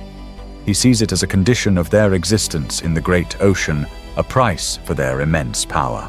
To Ahriman, it is an unacceptable, unending failure. He has not forgotten the original purpose, the original promise to save his brothers. He turns to his closest confidants, a cabal of the most powerful sorcerers in the Legion, including the stoic Ammon and the gifted Hathor Mart. Ahriman. His voice is low, filled with a grim, burning intensity. Our father. He has grown accustomed to the screams. He accepts this decay as our new reality. He has forgotten the pain of being mortal. But we have not. I will not stand by and watch my brothers turn to glass and screaming flesh for another 1,000 years. If Magnus will not end this curse, then I will. Ammon. His voice is cautious, a deep rumble. What you speak of is dangerous, Arzek. To weave a spell on such a scale without the Primarch's knowledge. Ahriman. What is more dangerous, to risk his wrath or to do nothing while our legion dissolves from within? I have been studying. I have crafted a spell, a rubric. It will not be a temporary fix. It will be a final absolute cure. It will scour the taint of mutation from our very genome. It will make us pure again. His conviction is absolute. He has seen a path to salvation, and like his father before him, he believes his intellect and will are strong enough to navigate it regardless of the risks. The Cabal, swayed by his certainty, and their own desperation, agrees. XT apex of the Pyramid of Photep, Knight, Ahriman, and 9 of his most powerful sorcerers stand atop a great pyramid under the swirling, chaotic sky of Sortiarius. The wind howls around them, carrying the whispers of 1 billion demons. They form a circle, the air between them crackling with immense gathered power. This will be their masterwork. Ahriman, he chants, his voice rising in power, the ancient Prosperine words echoing into the heavens. By the will of the seeker and the wisdom of the scholar, by the power of the mind and the strength of the soul, let the flawed flesh be unmade, let the curse be cast out, let the great change be undone, we will be pure. He raises his staff, and a beam of pure blue and gold energy erupts from the pyramid's peak, piercing the chaotic sky. The beam then explodes outwards, creating a dome of iridescent light that expands rapidly, washing over the entire planet. It is a wave of pure, concentrated magic designed to rewrite the very essence of every 1,000 sun. For a moment, there is a profound silence. Within the dome of light, Ahriman and his Cabal feel the spell's effect. It is a cleansing fire. Any hint of mutation, any taint of the flesh change is burned away. They feel stronger, purer, their minds sharper than ever. Ahriman lowers his staff, a triumphant, relieved smile on his face. It has worked. Int Legend Barracks, continuous. A squad of Thousand Sons legionaries stands at silent attention. They are the rank-and-file warriors with some psychic potential, but not the masters of the craft, like Ahriman's cabal. The wave of golden-blue energy washes over them. For a heartbeat, nothing changes. Then the eye lenses of their helmets, once dark, begin to glow with a faint, eerie red light. A strange dust, fine and crimson, trickles from the joints of their power armor. A sergeant, one of the sorcerer caste, walks into the chamber, feeling the new purity in his own body. "Sergeant, Brother Thotmes report. How do you feel?" The Space Marine designated Thotmes turns his head. The movement is unnaturally precise, without any of the subtle shifts of a living being. Thotmes. His voice is a hollow, metallic rasp, devoid of all inflection, broadcast through his helmet's external vox grill. Acknowledged." The sergeant frowns. He walks up to the Marine and shoves him hard in the chest plate. The blow lands with a hollow clang. Thotmes does not react. He does not even brace for the impact. He is a statue. The sergeant's eyes widen in horror. He grabs the Marine's helmet and pulls it off. There is no head inside. The helmet is empty save for a swirl of fine red dust that glitters in the arcane light. The sergeant stumbles back, a cry of utter horror escaping his lips. He looks at the other Marines. They are all the same. Silent, glowing-eyed suits of armor, their souls scoured from their bodies, along with the curse. All that remains is dust animated by the faintest psychic echo of their last orders. Ahriman's spell was a horrific success. It cured the flesh change by utterly annihilating the flesh and the soul within it of every legionary, not psychically powerful enough to withstand the blast. AXT apex of the pyramid of Photep, continuous. A sound like a psychic thunderclap rips through the sky. Magnus appears on the pyramid's apex, teleporting in a storm of crimson fury. He is no longer a scholar king, he is a god of rage and grief. He felt the psychic death of thousands of his sons as a single catastrophic blow. He looks at Ahriman, and his single eye burns with the fire of a dying star. "Magnus, what have you done?" Ahriman, staggering back, the horrific truth dawning on him. I tried to save them, the curse." Magnus. His voice is a roar of pure agony and betrayal. "You have not saved them. You have murdered them. You have hollowed them out, turned your own brothers into mindless thralls. You sought to perfect them, and instead you have unmade them." The terrible irony hangs in the air. In his own act of arrogant defiance, Ahriman has perfectly mirrored his father's own ruinous mistake. He did the wrong thing for the right reasons, and the result is a catastrophe. "Magnus, I cast you out, you and your cabal. You are banished from my world. You are exiled. You sought to still the process of change. So now you will wander it for eternity. You will never know a moment's peace.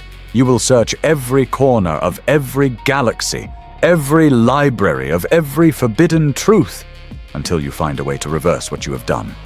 This is your curse. Now go."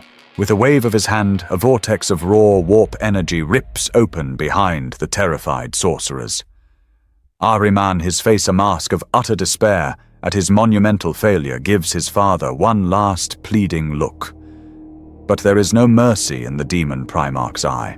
Ahriman and his cabal are cast into the vortex, their eternal, hopeless quest begun. Magnus the Red is left standing alone atop the pyramid, the king of a broken legion ruling over a handful of powerful sorcerers and an army of dust-filled ghosts. The tragedy of the Thousand Sons has devoured itself, leaving only ashes. Int Observatory Tower of the Cyclops, present-day M41. 10,000 years have passed. In the timeless chaos of the Eye of Terror, it is both an eternity and the blink of an eye. Magnus the Red stands in his observatory, a place that now seems impossibly ancient. The crystalline walls are etched with the shifting runes of 1,000,000 arcane theorems. The air itself is a library of whispers and echoes. He is no longer the recently ascended rage-filled being from the ashes of Prospero. Time and the esoteric nature of his patron god has cooled his fury into something colder, sharper, and infinitely more dangerous purpose. He is a master of the great game, now a prince of the warp, whose schemes span millennia. He gazes into a vast scrying pool, its surface not showing the past, but the grim, dark reality of the 41st millennium. He watches the Imperium that he once died to protect. He sees priests in blood-red robes burning countless innocent souls at the stake for the crime of seeking knowledge. He sees the symbol of the Aquila, once a sigil of enlightenment, now a mark of blind, dogmatic faith and brutal oppression. He sees space marines, the inheritors of the Great Crusade, who are not philosopher kings, but screaming superstitious fanatics, their armor festooned with purity seals and charms against the very forces he now commands. And he sees terror. He looks upon the golden throne and sees not a beloved father, but a skeletal decaying corpse kept alive by the daily sacrifice of 1,000 psychers, worshipped as a silent, unthinking god by a galaxy of fools. The ultimate irony. The emperor who despised faith has become the center of the galaxy's largest and most brutal religion. Magnus. His voice is a multi-layered whisper, echoing with 10,000 years of bitter wisdom. You sought to save them from the darkness, Father, and in your absence they have crafted a darkness greater than any demon could ever conceive. You built an empire of reason, and they have turned it into an asylum, where the blind lead the blind into a pit of their own making.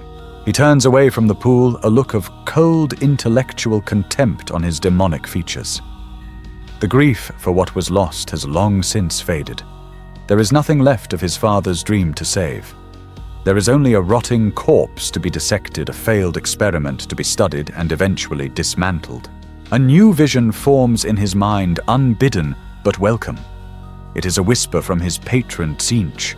Not a direct command, but a tapestry of possibilities, a path of fate woven from strands of revenge and destiny. He sees a world of ice and fire. He sees the snarling wolf head of the VI Legion. He sees the great fortress monastery known as the Fang, a bastion of the very ignorance and brutality that laid his own world low. And he sees a thread of energy, a crucial nexus in the great game that runs directly through it. Vengeance and purpose have finally aligned. Magnus. The threads of the future converge. The debt of Prospero will be paid. Acts to orbit of Sortiarius. Continuous. Magnus's will becomes the will of the Legion. Alarms, both sonic and psychic, scream across the planet of the sorcerers. From the impossible towers, his cabal of sorcerers emerge, their power immense after millennia of study. From the silent barracks, the spectral forms of the rubric marines march forth in perfect, eerie unison, their bolters held ready. An army of ghosts and wizards they assemble at the foot of his tower. Magnus appears above them, his vast winged form eclipsing the chaotic sky. Magnus, sons of Prospero. For 10,000 years we have watched the galaxy fester. We have seen the legacy of the Wolf King, a legacy of ignorance and savagery, become the creed of the Imperium. But the architect of fate has revealed their weakness. The time for study is over. The time for demonstration has begun. We will bring the fire of knowledge to the world of ice. We will answer the howl of the savage with the thunder of true power. Fenris will burn. A unified psychic roar of ascent rises from his sorcerers. The Rubricae raise their guns in a silent, synchronized salute. The long war is about to have a new and terrible front. IXT, the Fenris system, present day. Reality tears open. Not with the familiar flash of a warp translation, but with a wound. The planet of the sorcerers, in a feat of impossible reality-defying sorcery, teleports wholesale into the Fenris system. The world itself has become the flagship of Magnus's invasion. A storm of multi-hued warp energy, a literal tsunami of chaos, erupts from the planet, battering the worlds of the system and the unprepared fleet of the Space Wolves. Demonic ships, their hulls made of shifting crystal, and screaming faces pour from the storm, launching the initial assault. On the surface of the frozen death world of Fenris, the Space Wolves look up in horror. The sky is no longer their own. It is a swirling vortex of madness. And from that vortex a single colossal figure descends. Magnus the Red, the demon. Primarch of Tzeentch teleports onto the frozen plains before the Fang itself. He is a god of magic and rage made manifest. The very snow beneath his feet melts and turns to glass. He looks up at the towering, brutalist fortress of his most hated enemies, the place where the order for his damnation was so eagerly received. He is not the broken scholar they shattered on Prospero. He is the Crimson King, the master of his own damnation, and he has returned to settle a debt 10 millennia in the making. He raises a hand, and the skies above Fenris begin to burn with pink and blue fire. The siege has begun. Int, a memory of the great library Prospero, timeless. Within the vast labyrinthine consciousness of the demon Primarch, a single pristine sanctuary remains. It is a perfect memory of the great library of Tizca, untouched by the flames of the wolf or the corruption of chaos. Books line shelves that reach into impossible heights, and the air is filled with the calm, golden light of a sun that no longer exists. Magnus, in his monstrous demonic form, walks through this silent, perfect memory. Standing before a shelf of scrolls, his back turned, is another figure. It is Magnus, as he once was, the copper-skinned scholar prince, clad in the white and gold robes of Prospero. He is a shard of Magnus's own soul, a fragment of what he was, an echo of the man who died that day. This is the part of him that never fell. The shard turns his single eye filled not with hate, but with a profound academic sorrow. The shard. His voice is Magnus's own, but without the demonic resonance. It is the voice of reason and regret. Is this what you call victory, a throne of lies on a planet of madness, an army of ghosts and monsters? You traded our father's light for this twilight of endless petty scheming. Was it worth the price? Magnus. He stops his own voice, a chorus of whispers and power. He does not look at the shard with anger, but with a weary condescension, as an old man might look at a naive child. Victory was never the goal. Survival was. You and I, we died on Prospero. I am what was required to ensure our sons, our knowledge, and our memory endured. You would have let us all perish on the altar of a flawed principle. The shard. We endured, but what have we become? You are a puppet to a mad god. A monster that the children of the Imperium use to frighten each other in the dark. We were meant to be a beacon of enlightenment. You have become the very thing you sought to conquer, a creature of blind, consuming power. Magnus, enlightenment, look at the galaxy. Look at the empire our father built. It is a corpse kneeling before its own grave.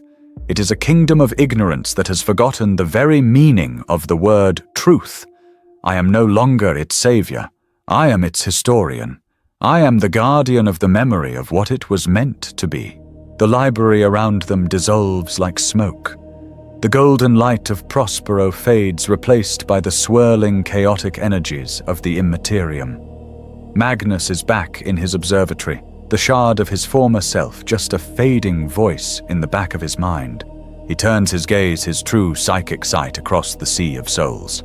He does not look at Fenris or the ongoing battles of the Long War. He looks towards a single distant point of light, a beacon of agony that has burned for 10,000 years. He looks at Terra. He pushes his consciousness through the layers of faith and fear that shroud the throne world. He sees past the cathedrals and the praying masses. He sees into the heart of the imperial palace, into the Sanctum Imperialis. He sees the golden throne. It is no longer the gleaming seat of a visionary monarch. It is a monstrous, crumbling life support machine of arcane design. Wires and soul conduits like metallic veins cover its surface, pulsing with a sick, weak light. And upon it he sees his father. He sees the Emperor not as the Imperium worships him, a glorious, shining god, but as he truly is, a desiccated skeletal corpse, a thing of stretched skin over broken bones, kept in a state of perpetual living death. His father's immense psychic mind is still there, but it is a shattered, howling consciousness, locked in an unending war against the horrors of the warp, a prisoner in its own dying body. It is a torture that makes Magnus's own damnation seem like a mercy. A feeling washes over the demon Primarch. It is not hatred. It is not triumph. It is a profound, ancient sadness. A grief for the being who had such a magnificent dream. A sorrow for the father who could command galaxies but could not command the trust of his own sons. Magnus, whispering to the void. You wanted to free them from the gods of the warp, and you have become their silent, screaming god instead. You wanted to give them a future of reason, and they have built a future of fear upon your bones. He withdraws his gaze. He now understands his place. He is not a traitor seeking to destroy the Imperium out of spite. He is the keeper of a dead dream. The Imperium of man is the monument to the very ignorance and fear that destroyed that dream.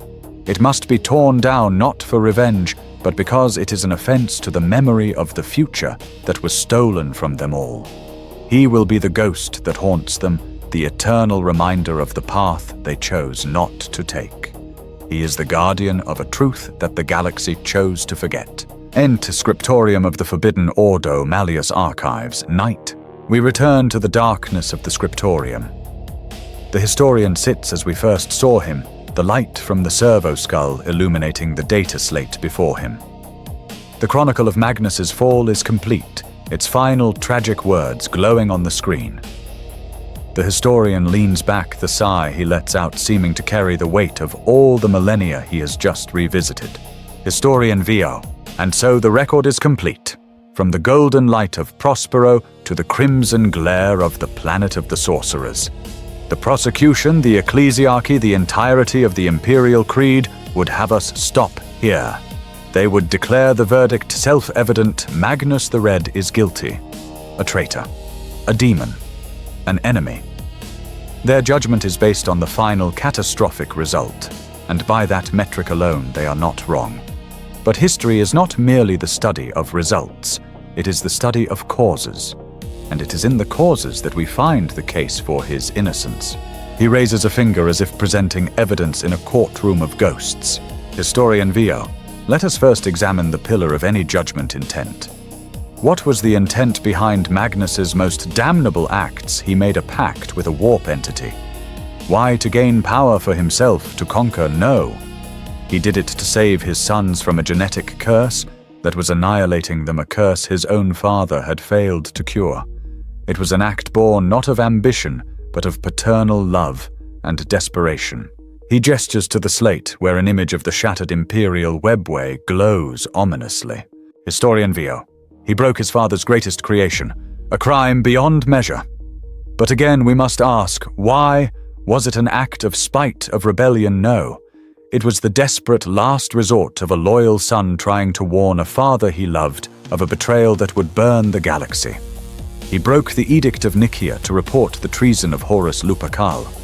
In any sane system of justice, the intent to save the throne would surely mitigate the damage done in the attempt.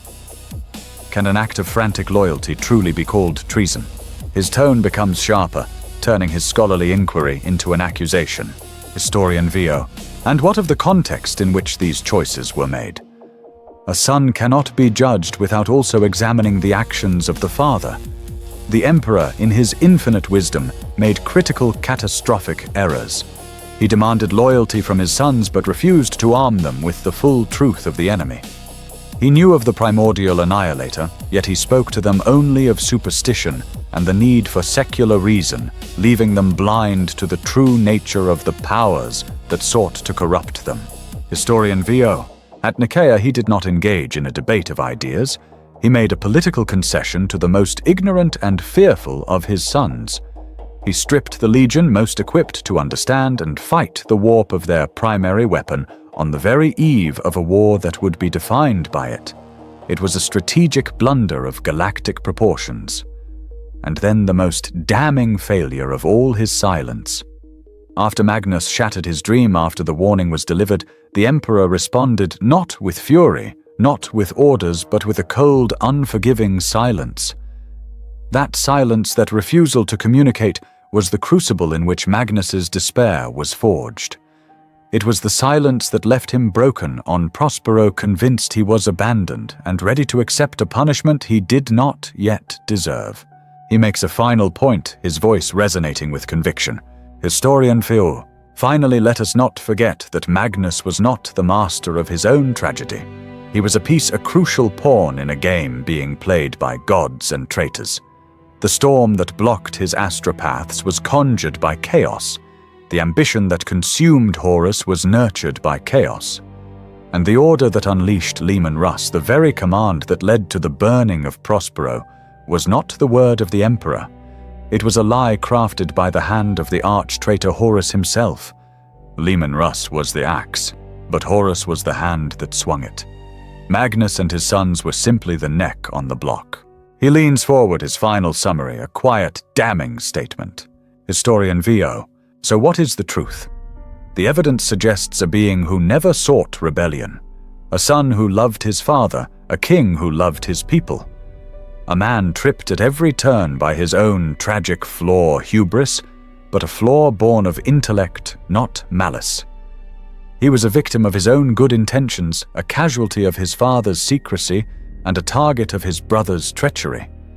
He was not the great betrayer. He was perhaps the heresy's first and most tragic victim. That is the case for innocence. Int. Scriptorium of the Forbidden Ordo. Malleus Archives. Hamia.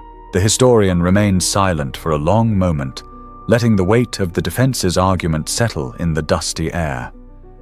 He has painted a compelling portrait of a tragic victim. Then he leans forward again into the light of the servo skull, his expression hardening. His voice loses its sympathetic tone, becoming as sharp and cold as a judge's gavel. Historian Theo. It is a tempting narrative. The noble scholar betrayed by all. And were we judging a lesser man in a simpler time, it might be enough.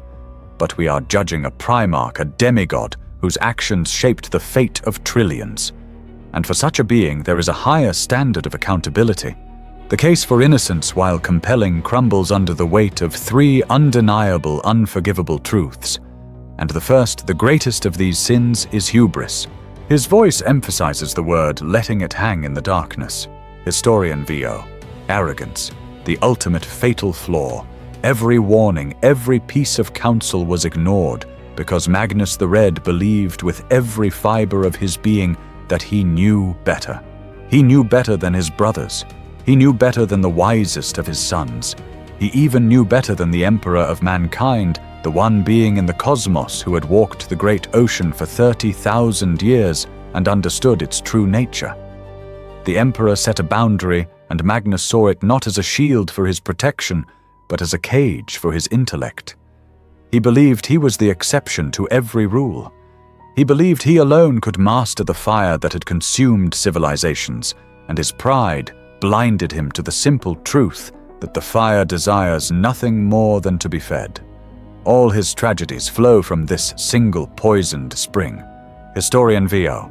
The second truth is disobedience. Let us dispense with the nuance of intent, for the law of the Imperium has no room for it. The Edict of Nicaea was not a suggestion. It was a direct, unambiguous command from his sovereign and father. He did not simply disobey, he treated the command with contempt, continuing his studies in secret, believing his judgment superseded that of the throne. And when the time came, he committed an act of rebellion so profound, its consequences still echo through the millennia. He did not knock at his father's door, he took a battering ram to the foundations of the house. The destruction of the Webway project was not an accident. It was the direct and foreseeable consequence of unleashing an unimaginable power against a barrier he could not comprehend. He was a soldier given a direct order to hold his fire, who instead chose to launch a nuclear weapon at his own fortress because he believed he saw a threat. The damage he wrought upon humanity's future with that single act of defiance is incalculable, perhaps even greater than the wounds inflicted by the arch-traitor himself. The historian's voice drops, becoming grim and final. Historian Theo. And the final damning truth, compromise. In the long war against the primordial annihilator, there is no negotiation. There is no middle ground. To treat with the demon is to surrender to the demon. Magnus, the great intellect, made this fundamental, unforgivable error not once, but twice. He sought a solution to the flesh change not in science or fortitude, but in a bargain with a nameless horror. He saved the last of his sons from the wolf's jaws by selling their eternal souls to the serpent. He chose this path. No one forced his hand. At the final moment, he could have chosen a noble death, an honorable end for his legion. Instead, he chose damnation. He chose to become a slave in order to reign as a king in hell. He walked onto the path of damnation willingly believing he could control the terms of his own surrender.